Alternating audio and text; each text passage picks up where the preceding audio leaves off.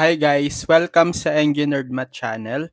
So ang topic natin ngayon is for Advanced Engineering Mathematics, which is complex numbers in rectangular, polar, and exponential forms, part 3.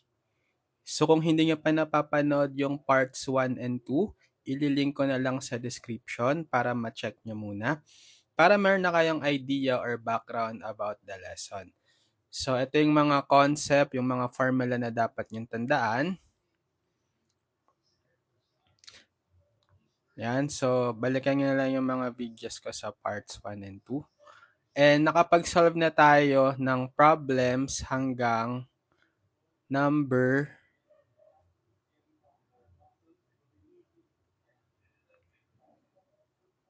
9. So, tuloy lang natin. Let's have problem number 10. So, the instruction pa rin is, so kailangan nating i-convert yung given complex numbers in rectangular form to polar and exponential. So we have z is equal to 12 over the square root of 3 plus I. So kapag yung given sa atin is hindi naka x plus iy form, kasi naka-divide tayo, di ba? Quotient. I-divide muna natin. So, ang gagawin is, i-multiply natin both numerator and denominator by the conjugate nung denominator. So, naturo ko to sa operations on complex numbers, di ba? So, ano yung conjugate ng square root of 3 plus I?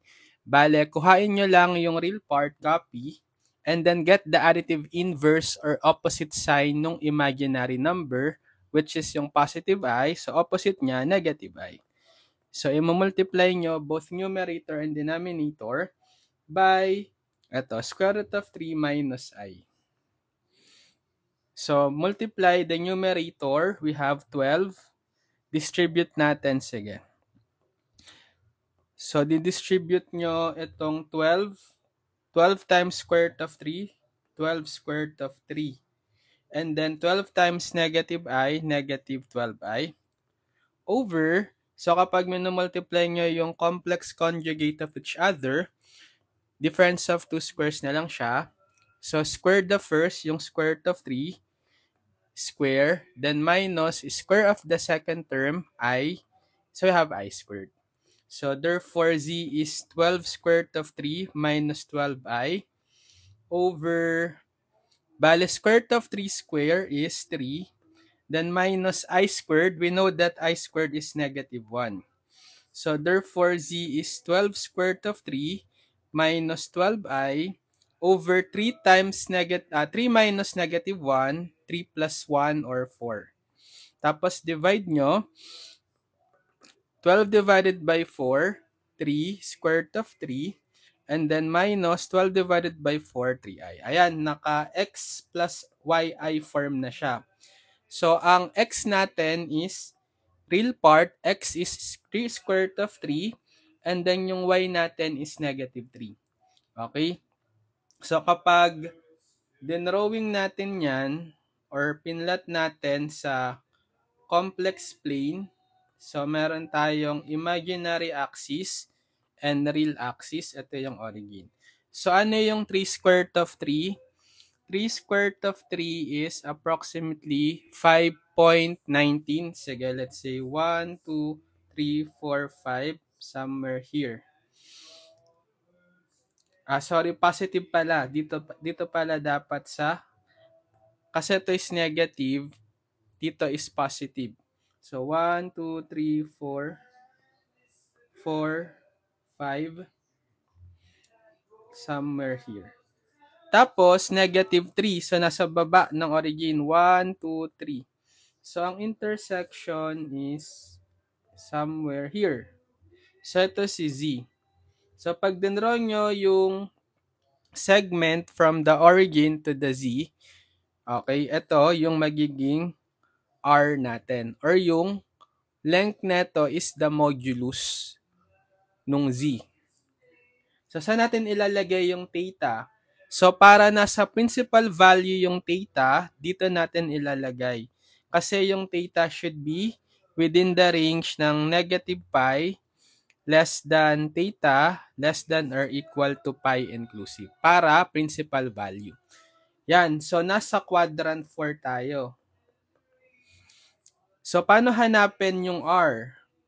So, yung r is yung formula natin, square root of x squared plus y squared, di ba? So, square root of x is 3, square root of 3, square, plus y is negative 3. Negative 3 square. So, bale, square root ng 3 square root of 3 square, bale, 3 square, times square root of 3 square, bale, 9 times 3, 27, plus 3 square is 9. So, square root ng 27 plus 9, 36. And the square root of 36 is 6. Okay? So, modulus is 6. So, paano yung theta? So, di ba kapag quadrant 4 tayo, ang formula lang natin is arctangent ng y over x. Principal value. So, ipa-plug in natin yung y. Y is negative 3 over yung x is 3 square root of 3. So, sa calcu input nyo, lagyan nyo sa radian yung mode ng calcu. So, shift setup 4. Input arctan of negative 3 over 3 square root of 3. Negative 1/6 over, negative 1/6 pi or negative pi over 6. Yan. So, pag meron na kayong r tsaka theta, pwede nyo nang masulat yung polar form ng complex number. So, 3 square root of 3 minus 3i is, di ba, r cosine theta plus I sin theta or r cis theta or r angle theta.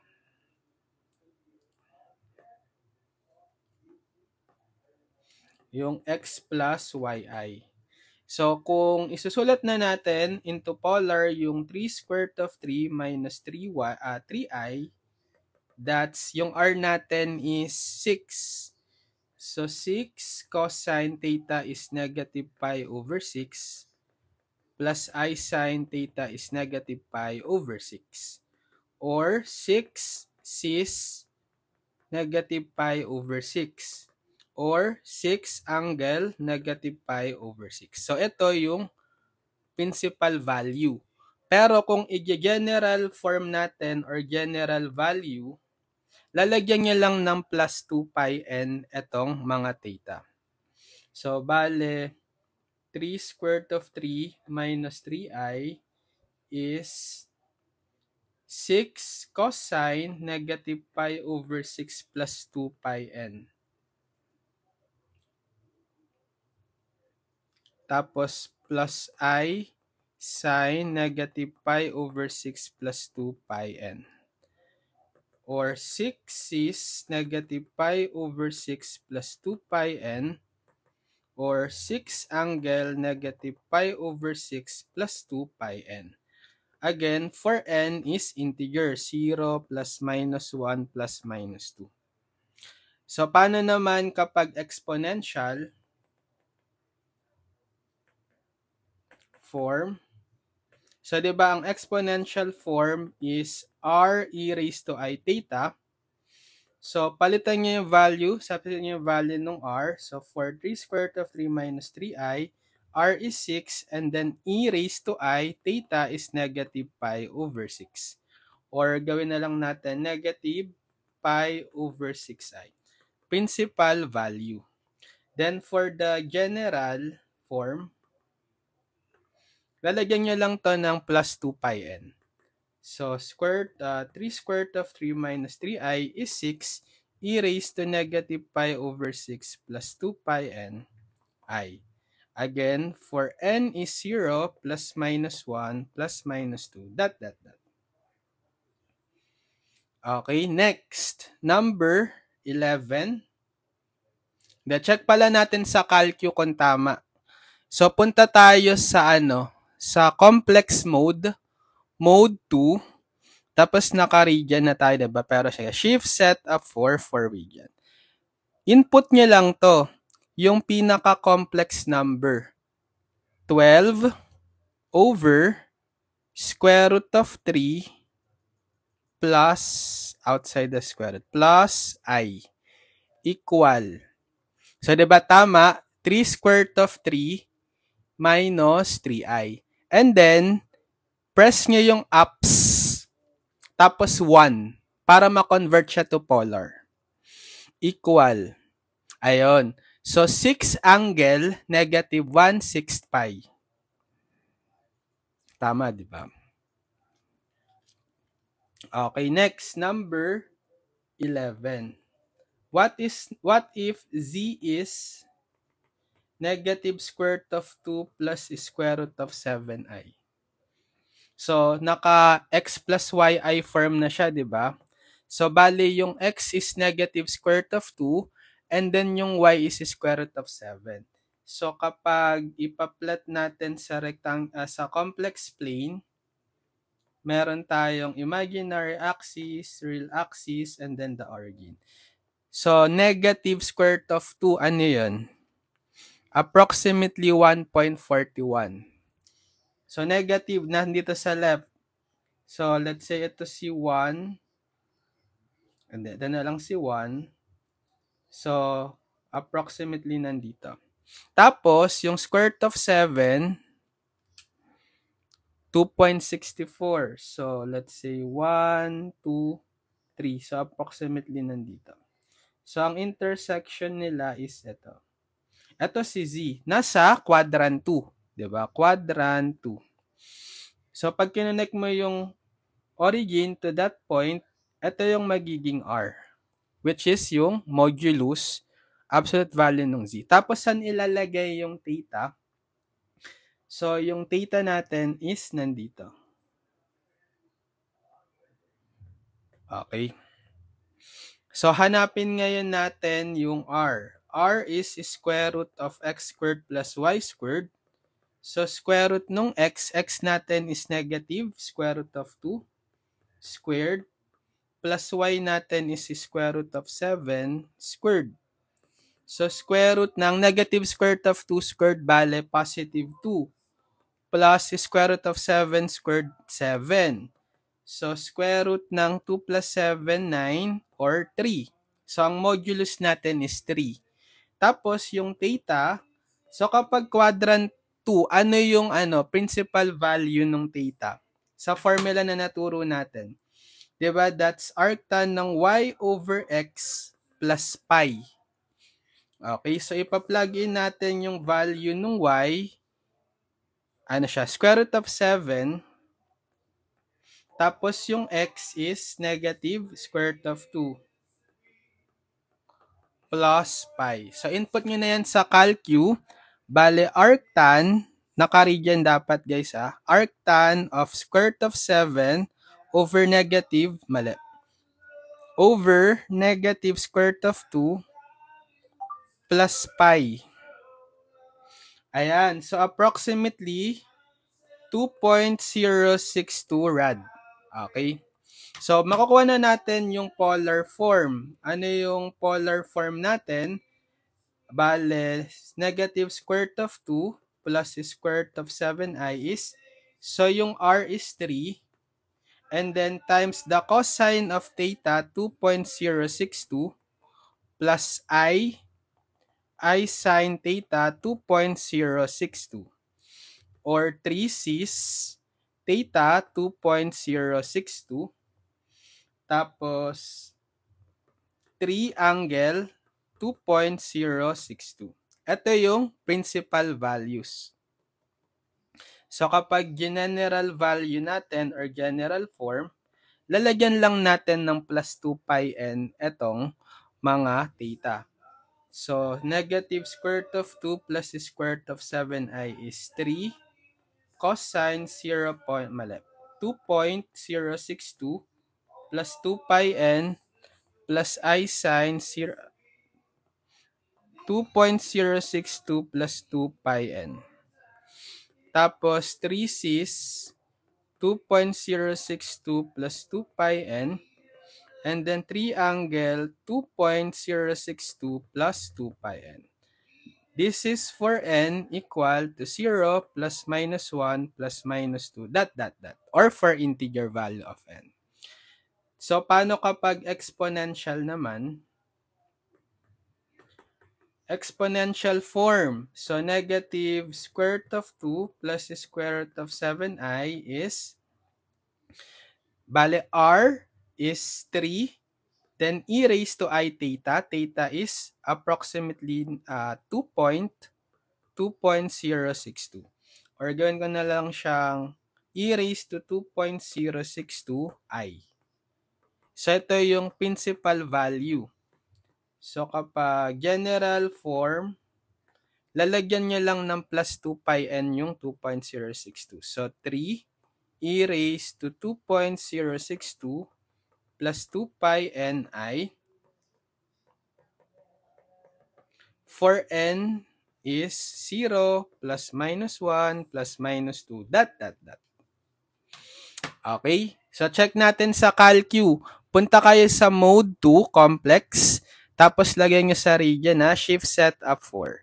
So, input nyo yung pinaka-complex number in rectangular form, which is yung negative square root of 2 plus square root of 7.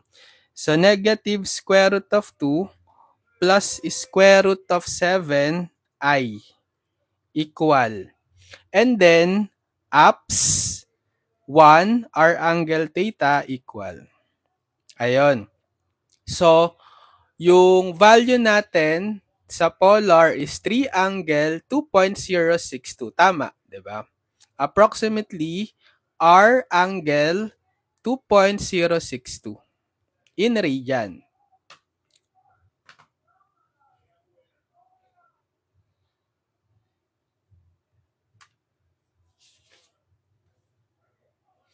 Okay, next naman, exercise number 2 na tayo. Sige. So, kung sa part 1, kino-convert natin yung complex numbers na naka-rectangular to polar and exponential. So, ngayon naman, write the given complex numbers in rectangular. Okay, so ang given naman sa atin is either polar or exponential. Gagawin nating rectangular. So, number 1, 5 cosine of 7 pi over 6 plus I sine of 7 pi over 6. Yan. So, kung gagamitin natin yung form na r, yung polar form kasi siya, di ba? R cosine theta plus I sine theta. Ano yung r natin? R natin is 5. And then yung theta natin is 7 pi over 6. So, makukuha mo yung x. May relationship tayo, di ba? X is r cosine theta and y is r sine theta. So, bale, x is 5. Cosine theta is 7 pi over 6. Ano yan? So, in radian, shift set up 4. So, 5 cosine of 7 pi over 6. Yan. So, x is negative 5 square root of 3 over 2. Tapos, yung y is 5 sine. Sine ng 7 pi over 6. So, 5 sine of 7 pi, mali. 5 sine of 7 pi over 6. Yan, negative 5 halves. So, therefore, yung z natin in rectangular, di ba, x plus yi. So, yung x is negative 5 square root of 3 over 2. Then, plus the y. So, magiging negative 5 halves i. Yan. So, kapag Pwede nyo rin actually i-directa to sa calcu eh. 'Di ba? Input nyo 5 times cosine of 7 pi over 6 plus I sine of 7 pi over 6. Ayan.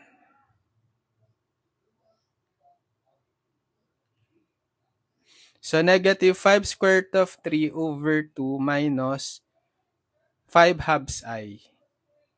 So, kapag kinonvert nyo to pabalik to polar, ang gagawin nyo, ups, tapos 1. Bale, 5 angle, negative 5, 6 pi. So, bakit naging negative 5, 6 pi, hindi 7 pi over 6? Ano ba yung 7 pi over 6?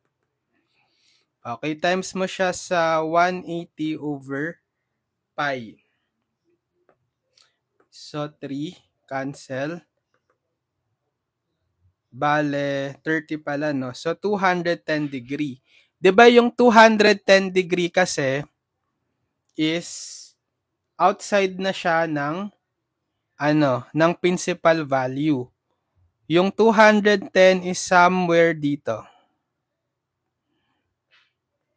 So, dapat nasa quadrant 3. Ang pasok na value dapat dyan is sa negative pi, in between negative pi and pi inclusive, yung coterminal dito. Etong theta na to, hindi yung 210. So, ano yung coterminal dyan? So, ito is 30, di ba? Kasi 180 plus 30, 210. Bale, kailangan meron ka ditong 150.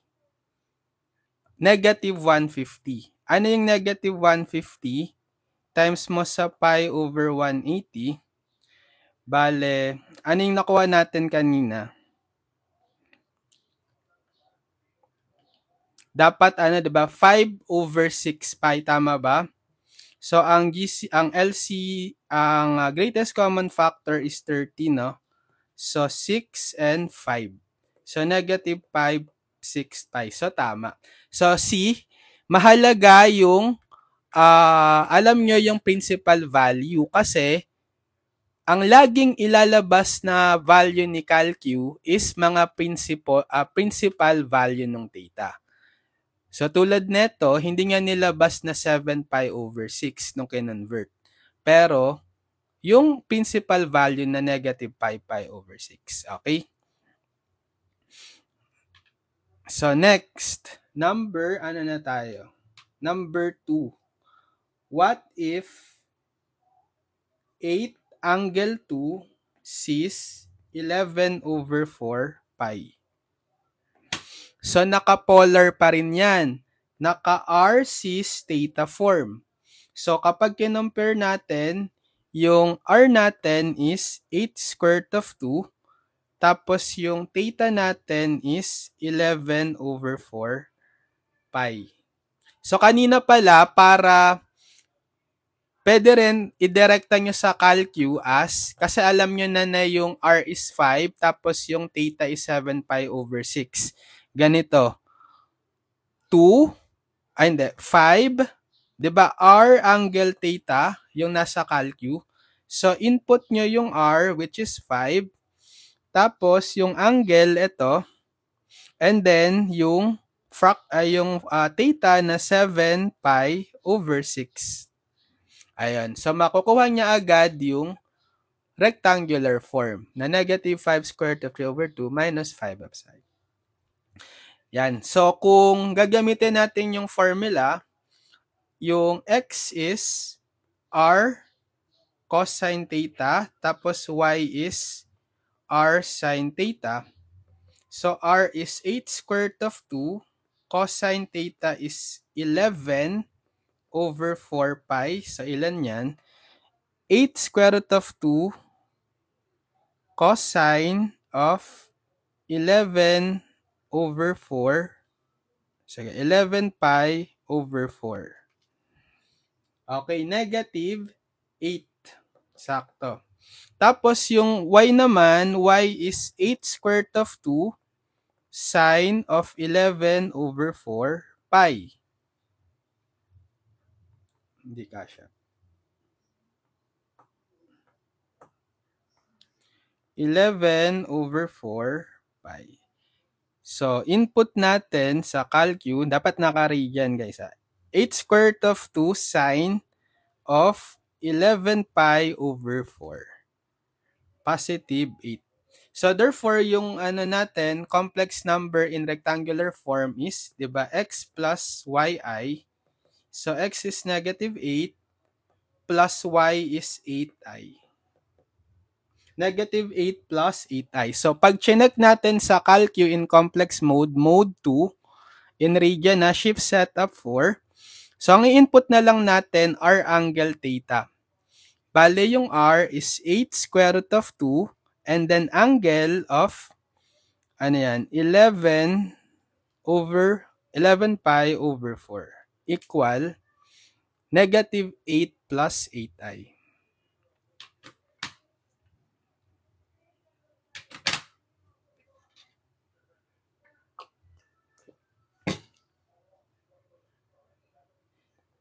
Number 3. Number 3, 6e raised to pi over 8i. So, naka-exponential form. Diba ang exponential form is r e raised to I theta? So, pag kinompare natin, yung value ng r is 6, and then yung value ng theta is pi over 8. So, solving for x, ang formula is r cosine theta, y naman is r sine theta. So, plug in nyo yung value ng r, which is 6, tapos cosine theta pi over 8. So, in radian mode, calcu input 6 cosine of pi over 8.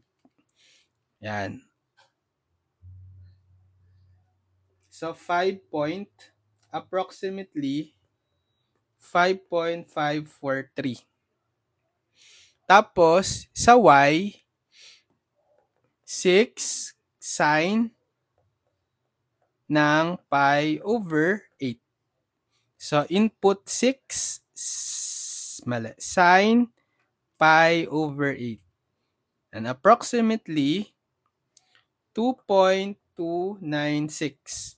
So, therefore, yung complex number natin in rectangular form, x plus yi is, so si x is approximately 5.543, then si y is 2.296i. Yan. So, kung ito-check natin sa calcu, r angle theta form, input nyo, r is 6, so 6, tapos angle, theta is pi over 8, equal, ayun. So, approximately yung real part x is 5.543, tama? Tapos, yung imaginary part is approximately 2.296i.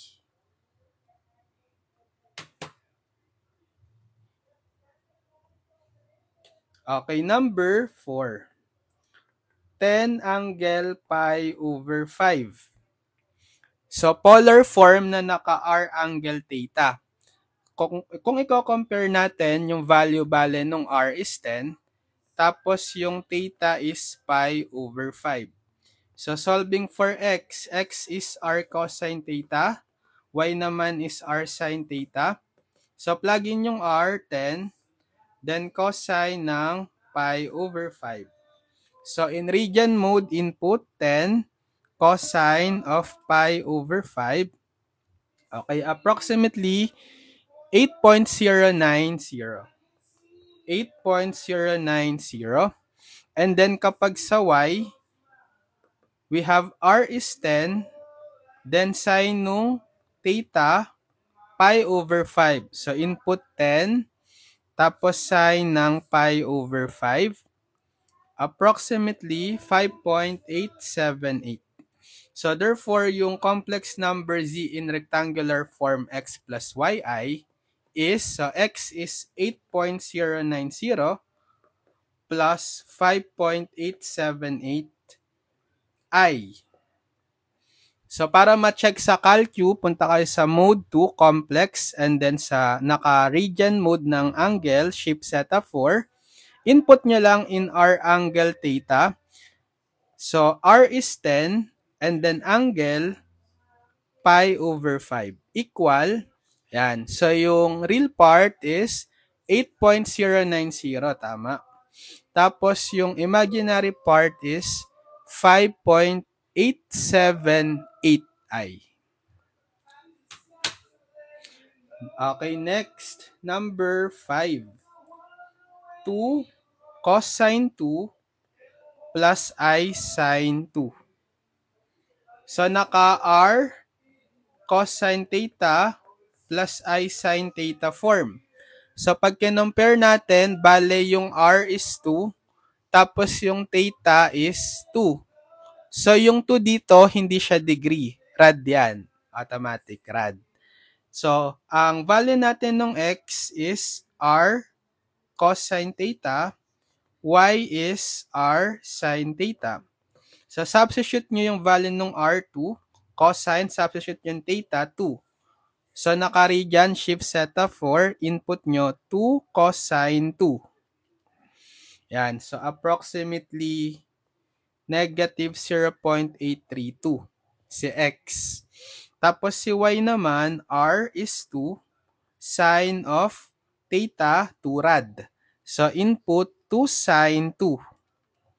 Approximately 1.819. So, therefore, yung z natin in complex form x plus yi is x is negative 0.832 plus y is 1.819i. So, check natin sa CalQ in complex mode. Set of 2, then shift set of 4 for rad.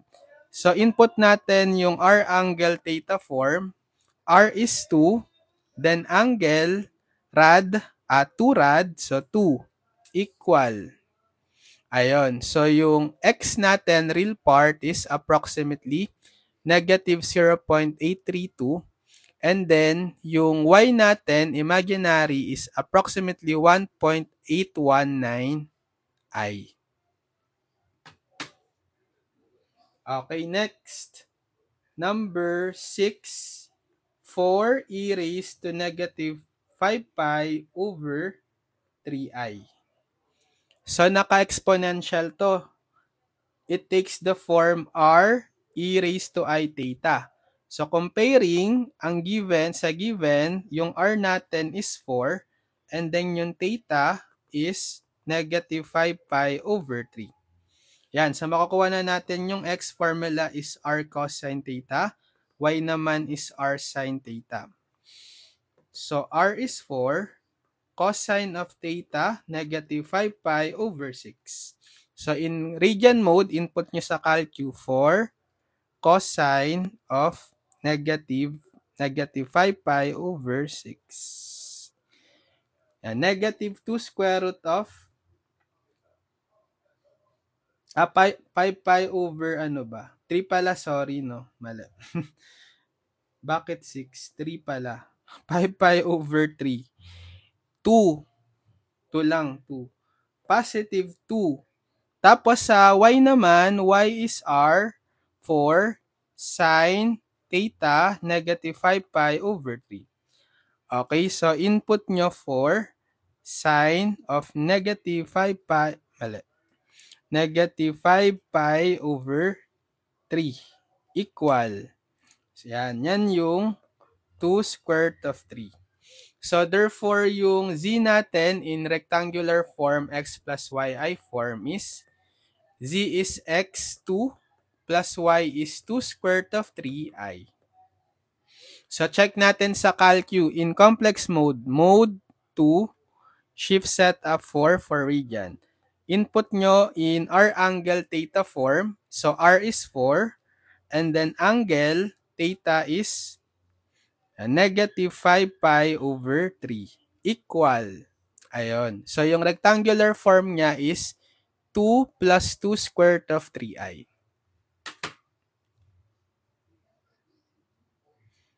Number 7, 12 angle 3 halves pi.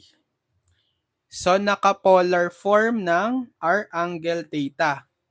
Bale, kapag kinompare natin, yung r is 12 and the theta is 3 halves pi. So, ang value ng x formula, r cosine theta, y is r sine theta. So, substitute, r is 12, cosine ng theta, 3 halves pi. So, shift set of 4, naka-radian dapat yung calcu. Input nyo 12 cosine of 3 pi over 2. 0. So, 0 yung x. Yung y is r, which is 12 sine of 3 halves pi. So, 12 sine of 3 pi over 2. Yan, negative 12.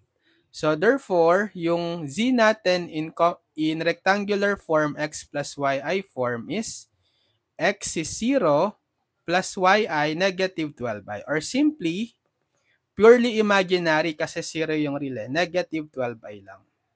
Sige, check natin. So, mode 2, complex, then shift set of 4 for radian. R angle theta form ang input natin sa calcu. So, R is 12, then angle of 3 halves pi. Yan. Sa tama, negative 12i. Okay, next. Number 8. 3 cis 0.2. Yan. So, naka-polar form na ang itsura is R cis theta. Diba? So, pag kinompare natin, R is 3 and theta is 0.2. Again, ito ay rad. So, kapag kinuha yung x formula, r cosine theta, y is r sine theta. So, r3 cosine theta 0.2. So, in radian mode shift set of 4, input nyo 3 cosine 0.2 rad. Yan. So, yung x is approximately 2.940. Tapos, si y naman, r is 3 sine of theta 0.2 rad. So, 3 sine 0.2 equal approximately 0.596. Yan. So, therefore, yung complex number z in rectangular form x plus yi is x is 2.940. Y is 0.596i. So, check natin sa calcu in complex mode, mode 2, then shift set of 4 for radian. Input natin sa calcu in r angle theta form. So, r is 3, tapos angle theta 0.2 equal. Ayun. So, yung real part, x is approximately 2.940. Then, yung imaginary part is approximately 0.596i.